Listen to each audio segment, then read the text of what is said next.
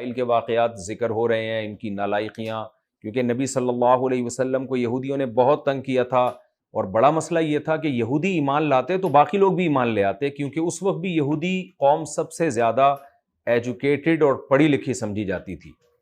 تو اللہ نے بتایا کہ یہ اہل کتاب ایمان نہیں لے کر آتے، انہوں نے اپنے پیغمبروں کو بہت ستایا ہے، اور اسی وجہ سے تو اللہ نے بنی اسماعیل کی طرف نبوت کو منتقل کیا ہے کہ اب اللہ اسحاق علیہ السلام کی اولاد سے نبوت کو لے کر اسماعیل علیہ السلام کی اولاد میں اللہ نبوت کو منتقل کرے گا۔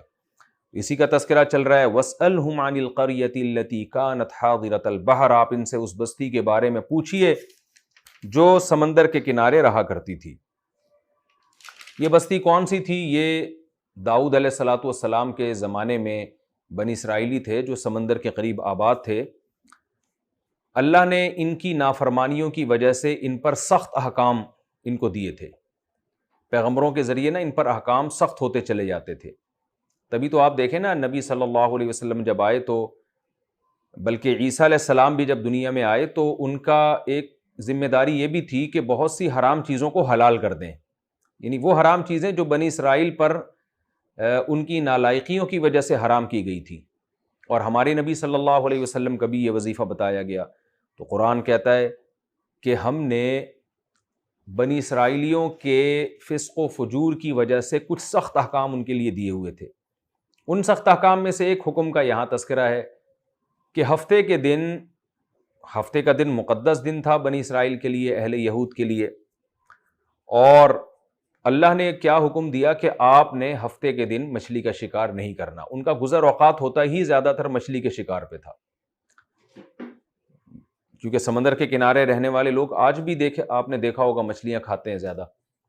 تو اللہ نے ان کو آرڈر دیا کہ ہفتے کے دن مچھلی کا شکار نہیں کرنا، لیکن پھر ان کو آزمائش میں ڈالا۔ وہ آزمائش کیا تھی کہ ہفتے کے دن مچھلیاں کنارے پر سمندر کے زیادہ جمع ہو جاتی اور سر اوپر نکالتی تھی وہ، یعنی ظاہر کا مطلب یہ کہ بالکل اوپر سطح پہ آ جاتی، بڑے آرام سے پکڑ سکتے تھے۔ تو ان کو یہ سوچنا چاہیے تھا کہ یہ اللہ کی طرف سے آزمائش ہے، اتوار کو مچھلیاں نہیں آتی، پیر کو کم ہوتی ہیں، منگل کو کم ہوتی ہیں، تو یہ ہفتے ہی کی دن کو آ رہی ہیں، جبکہ اللہ نے پیغمبر کی زبان سے ہم کو یہ کہا ہوا بھی ہے کہ مچھلی کے ہفتے کو شکار نہیں کرنا، تو یہ جو آ رہی ہیں یہ ہماری آزمائش کے لیے ہیں۔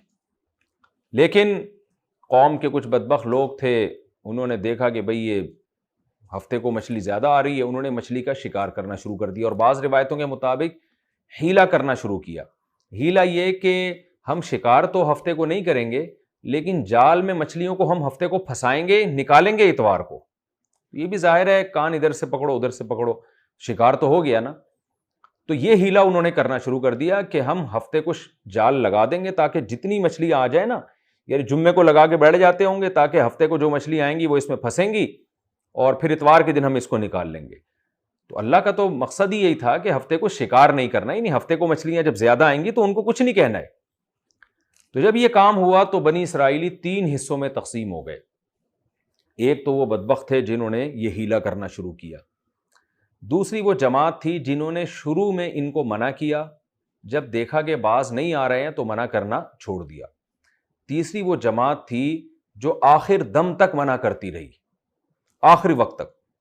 تو اس کا تذکرہ قرآن میں ہے، اِذْ یَعْدُونَ فِی السَّبْتِ، جب انہوں نے ہفتے کے دن میں اللہ کی حدود سے تجاوز کیا، اِذْ تَأْتِیہم حِیتَانُہم، جب آیا کرتی تھیں ان کی مچھلیاں، یوم سبتہم، ان کے ہفتے کے دن، شرعاً ظاہر ہو کے، وَیَوْمَ لَا يَسْبِتُونَ لَا تَأْتِیہم، اور جس دن ہفتہ نہیں ہوتا تھا مچھلیاں نہیں آتی تھیں۔ كَذَلِكَ نَبْلُوهُمْ، اس طرح ہم ان کو آزماتے تھے، بِمَا كَانُوا يَفْسُقُونَ، اس لیے کہ یہ فسق و فجور کیا کرتے تھے، ورنہ اللہ ایسے مشکل احکام عام طور پہ لوگوں کو دیتے نہیں ہیں، انہی کی حرکتوں کی وجہ سے ان پر یہ مشکل احکام لاگو ہوئے۔ وَإِذْ قَالَتْ أُمَّةٌ مِّنْهُمْ، اور جب کہا ایک جماعت میں ان میں سے، یہ کون سی جماعت تھی؟ جو شروع میں نصیحت کر رہی تھی، لیکن جب اس جماعت نے دیکھا کہ نصیحت کا اثر نہیں ہو رہا تو نصیحت کرنا اس نے چھوڑ دیا۔ تو اس جماعت نے کیا کہا؟ لِمَ تَعِظُونَ، تم کیوں نصیحت کر رہے ہو قوماً، ایک ایسی قوم کو، اللہ مہلکہم، جن کو اللہ ہلاک کرنا چاہتا ہے۔ یعنی انہوں نے اس جماعت سے کہا جو اسٹل اب تک مسلسل نصیحت کرتی چلی جا رہی تھی. ایک جماعت تھی نا جس نے نصیحت کی, دیکھا نصیحت کا اثر نہیں ہو رہا تو چھوڑ دیا, اندازہ ہو گیا کہ بھئی یہ قوم اب ہلاک ہی ہوگی, اس کے مقدر میں عذاب ہے, لہذا ہم پیچھے ہٹ جاتے ہیں. دوسری قوم وہ مسلسل لگی رہی. کیوں لگی رہی اس کی وجہ آگے آ رہی ہے. تو اس پہلی قوم نے دوسری قوم سے کہا کہ جس قوم کو اللہ ہلاک کرنا چاہتا ہے, ان کے عمل سے لگ رہا ہے کہ یہ برباد ہونے والے ہیں, تو ان کو نصیحت کر کے اپنا ٹائم ویسٹ کیوں کر رہے ہو؟ یا تو اللہ ان کو ہلاک کرے گا, او معذبہم عذابا شدیدا, یا سخت ترین عذاب اللہ ان کو دے گا. تو اس قوم نے جو مسلسل نصیحت اب تک بھی کر رہی تھی, اس نے کیا کہا؟ معذرۃ الی ربکم, ہم اس لیے نصیحت کر رہے ہیں تاکہ تمہارے رب کے سامنے کل قیامت کے دن عذر پیش کریں. یہ وہ طبقہ تھا جس کے دل میں اللہ کا خوف سب سے زیادہ تھا. انہوں نے کہا کہ بھئی اگر ہم مایوس ہو بھی جائیں تو قیامت میں ایسا نہ ہو کہ ہمیں بھی عذاب ہو جائے, تو ہم اللہ سے کہہ سکیں گے اللہ ہمارے بس میں یہی تھا, ہم آخری وقت تک نصیحت کرتے رہے. وَلَعَلَّهُمْ يَتَّقُونَ, اور شاید یہ بچ جائیں. یعنی اس کا بھی تو امکان ہے نا, کوئی ہم پر وحی تو نازل نہیں ہوئی ہے کہ ہم مایوس ہو گئے ہیں اور یہ اب واقعی عذاب ہی آئے گا. تو عین ممکن ہے آج نصیحت اثر نہیں کر رہی, کل دوبارہ نصیحت کریں گے شاید اثر کر جائے, تو امکان ہے, بہرحال 100% مایوس ہم نہیں ہو سکتے. وَلَعَلَّهُمْ يَتَّقُونَ, اور شاید کہ یہ لوگ بچ جائیں. لیکن قرآن کہتا ہے فَلَمَّا نَسُوا مَا ذُكِّرُوا بِهِ, جب یہ لوگ بھول گئے اس بات کو جس کی ان کو نصیحت کی جا رہی تھی. جو نصیحت کرنے والے جو بھی نیک لوگ تھے وہ کر رہے تھے, لیکن جو گناہ کر رہے تھے, مچھلی کا شکار کر رہے تھے, وہ جب ان کی نصیحتوں کو بالکل بھول گئے, بھولنے کا مطلب پسے پش ڈال دیا, تو کیا ہوا ہے؟ انجینا الذین ینہون عن السوء, تو جو برائی سے روک رہے تھے ہم نے ان کو بچا لیا. چاہے وہ پہلے درجے میں روک رہے ہوں یا وہ دوسرے درجے میں روک رہے ہوں, یعنی آخر تک روک رہے ہوں یا شروع میں روک کر مایوس ہو گئے ہوں, ان کو ہم نے بچا لیا. وَأَخَذْنَا الَّذِينَ ظَلَمُوا, اور جو ظالم تھے ہم نے ان کو پکڑ لیا. بِعَذَابٍ بَئِيسٍ, بہت سخت عذاب میں. بِمَا كَانُوا يَفْسُقُونَ, جو فسق وہ کر رہے تھے اس فسق کی سبب میں. وہ عذاب کیا تھا اس کا آگے تذکرہ آ رہا ہے. فَلَمَّا, پس جب, عَتَوْا عَمَّا نُهُوا عَنْهُ, جس چیز سے ان کو روکا جا رہا تھا اس میں انہوں نے سرکشی کر لی, بہت زیادہ برائی میں آگے نکل گئے. اور یعنی شروع میں تو کچھ خوف ہوگا نا, پھر ہوتے ہوتے بالکل ہی بھی جب بے خوف ہو گئے تو قُلْنَا لَهُمْ, ہم نے ان سے کہا, كُونُوا قِرَدَةً خَاسِئِينَ, ہو جاؤ تم بندر رسوا ہو کے, ذلیل ہو کے. سورہ بقرہ میں یہ واقعہ, اس میں اللہ نے خنزیر کا بھی تذکرہ کیا. تو اس کی تفسیر روایات میں آتی ہے, یہ لوگ رات کو سوئے ہفتے کو شکار کر کے, یعنی جال لگا کے, جب رات سوئے ہیں تو صبح جب اٹھے تو ان میں سے کچھ کو اللہ نے سور بنا دیا تھا, اللہ ہم سب کو اپنے عذاب سے محفوظ رکھے, اور کچھ کو اللہ تعالیٰ نے بندر بنا دیا. اور ایک حدیث میں آتا ہے کہ 3 دن تک پھر یہ بندر اور خنزیر کی شکل میں رہے اور روتے رہے, اور 3 دن کے بعد اللہ نے اس قوم کو ہلاک کر دیا, جو بھی جن پر عذاب آیا تھا. اور جو برائی سے روکنے والے لوگ تھے اللہ نے ان کو بچا لیا. وَإِذْ تَأَذَّنَ رَبُّكَ لَيَبْعَثَنَّ عَلَيْهِمْ إِلَىٰ يَوْمِ الْقِيَامَةِ, اور جب تیرے رب نے کہا, ظاہر ہے اللہ جب کہتے ہیں تو پیغمبروں کے ذریعے کہتے ہیں, پیغمبروں کے ذریعے اللہ نے یہ اعلان کروایا. لَيَبْعَثَنَّ, یعنی وہ وقت بھی یاد کرنے کے قابل ہے. لَيَبْعَثَنَّ عَلَيْهِمْ إِلَىٰ يَوْمِ الْقِيَامَةِ, اللہ ان پر قیامت کے دن تک مسلط کرتا رہے گا, بھیجتا رہے گا ایسے لوگوں کو, مَن يَسُومُهُمْ سُوءَ الْعَذَابِ, جو ان کو سخت عذاب چکھاتے رہیں گے. اور یہ تاریخ آپ اٹھا کے دیکھیں, قرآن کی یہ صداقت ہے, یہودیوں پر ہمیشہ سے کچھ نہ کچھ وقت کے بعد کوئی نہ کوئی آفت آتی رہی ہے, اور کوئی نہ کوئی ایسا بادشاہ مسلط ہوتا رہا ہے جو ان کو گاجر مولی کی طرح کاٹتا رہا ہے. اور اب جا کے یہ اسرائیل میں پوری دنیا سے جمع ہونا شروع ہوئے ہیں.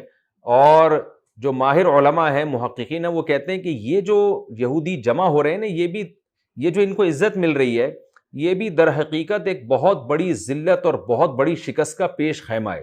کیونکہ یہودیوں نے اتنی مار کھائی ہے, اور اتنے عرصے میں, جو 1400 سال سے کہیں ان کی حکومت قائم نہیں ہوئی ہے. حالانکہ دنیا میں ہر قوم کی, حتیٰ کہ ہندوؤں کی بھی ریاستیں ہیں, سکھوں کی بھی ریاستیں قائم ہوئی ہیں, لیکن ایک ایسی قوم جو داؤد اور سلیمان علیہ السلام کے ذریعے پوری دنیا میں جس کی خلافت قائم ہوئی ہو, اس کے ہاتھ سے حکومت ایسی چھنی ہو کہ 1400 سال میں حکومت ہی نہ آئی ہو اس کے پاس, یہ کتنی بڑی ذلت ہے. سکھوں کی ریاستیں ملتی ہیں ہمیں, ہندوؤں کی ملتی ہیں, ہمیں عیسائیوں کی تو اب تک موجود ہیں ریاستیں، ان کی بڑی بڑی ریاستیں ان کے پاس، مسلمانوں کی خلافتیں چلی ہیں، لیکن ایسی ان پر مار پڑی ہے کہ پوری دنیا میں ان کی اب تک کوئی حکومت قائم نہیں ہوئی ہے۔ اب جا کے مارے کھا کھا کے رسوا ہو کے یہودی جمع ہو رہے ہیں اسرائیل میں، اور ایک چھوٹی سی ریاست کو قائم کرنے کی کوشش کر رہے ہیں، وہ بھی ابھی تک بھرپور طریقے سے نہیں ہوئی۔ اس کے بارے میں بھی علماء کہتے ہیں کہ وہ بھی ایک ایسی ریاست ہے کہ وہ ایک بہت بڑی ذلت کا پیش خیمہ ہے، جیسا کہ صحیح احادیث میں ہے، رسول اللہ صلی اللہ علیہ وسلم نے فرمایا قرب قیامت میں حضرت عیسیٰ ابن مریم نازل ہوں گے اور ان کی لڑائی یہودیوں سے ہوگی۔ ظاہر اس لیے ہوگی کہ اس وقت یہودیوں کی ایک چھوٹی موٹی ریاست قائم ہو چکی ہوگی، ریاست چھوٹی ہے لیکن بہت مضبوط، جس کو اسرائیل کہا جاتا ہے، اور پھر حضرت عیسیٰ ابن مریم اور حضرت مہدی کا ان سے جہاد ہوگا۔ تو یہ جو ریاست قائم ہو رہی ہے یہ بھی در حقیقت ایک بہت بڑی شکست اور بہت بڑی رسوائی کی تمہید ہے یہ، کیونکہ جب رسوائی جبھی ہوتی ہے جب پہلے عزت دی جائے۔ بغیر عزت کے انسان بغیر عزت کے رسوا نہیں ہو سکتا، ذلیل نہیں ہو سکتا، تو یہ بھی در حقیقت ایک بہت بڑی ذلت کا پیش خیمہ ہے۔ اور قرآن میں ایک اور مقام پر آتا ہے کہ یہود کو اگر کچھ عزت ملے گی بھی تو حبل من اللہ و حبل من الناس، دو طرح سے مل سکتی ہے، یا تو اللہ سے تعلق جوڑ لیں یا لوگوں کی رسی کو تھام لیں۔ تو آج جو یہود کی عزت ہے، اسرائیل کا جو ایک وجود ہے، اس کی وجہ ہے لوگوں کی رسی، یعنی امریکہ کی رسی کو، عیسائیوں کی، برطانیہ کی رسی کو تھاما ہوا ہے۔ اگر آج بھی امریکہ اور برطانیہ یہود سے ایگریمنٹ ختم کر دے اور یہود کے سر پہ شفقت کا ہاتھ نہ رکھے تو پھر اسرائیل کی کوئی حیثیت نہیں ہے۔